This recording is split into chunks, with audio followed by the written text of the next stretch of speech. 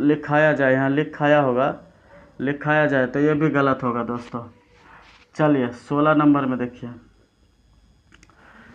15 का बी होगा, ठीक है, बता दिए। मंदरजा झेल में से मुज़बानी पेशकश में से कौन सा तरीका मुफीद है? मंदरजा झेल में से मुफीद है, मुफीद बोले तो क्या है, पॉजिटिव है। मुफीद का समझिए पॉजिटिव, मुफीद का क्या होगा, पॉजिटिव होगा। नहीं का होगा निगेटिव, ना हो तो फिर निगेटिव, पॉजिटिव का होगा मुफीद होगा, फ़ायदा होगा फिर भी पॉजिटिव। यानी जिसमें हो जो मतलब कुछ वैसा अशार मिले जो मतलब हम लोग का कुछ फ़ायदा मिले, ठीक है। 16 नंबर में देखिए, 16 में क्या है, सूती पेशकश, तो ये वाला क्या होगा, गलत होगा। नज्म की पेशकश, ये भी गलत होगा, ठीक है दोस्तों। आमने सामने के पेशकश, ये भी गलत होगा।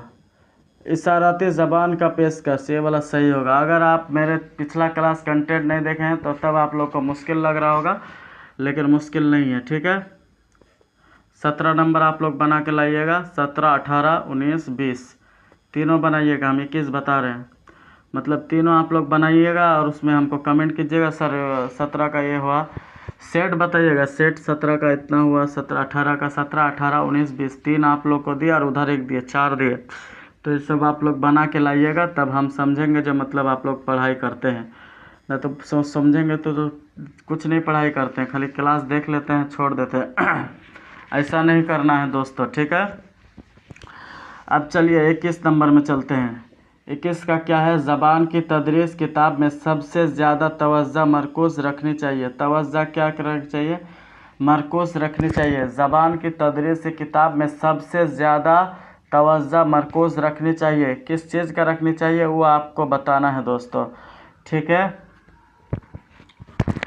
यहाँ देखिए, अखलाकियत पर मबनी कहानियों पर, ये वाला गलत होगा। हुरूफ के फ़ॉन्ट साइज़ पर, ये वाला भी गलत होगा। उम्र के मुताबिक मुनासिब मवाद पर, यानी उम्र जैसा हो, जिस बच्चा का जिस तरह का उम्र हो उस हिसाब से उसका मुनासिब मवाद पर हो।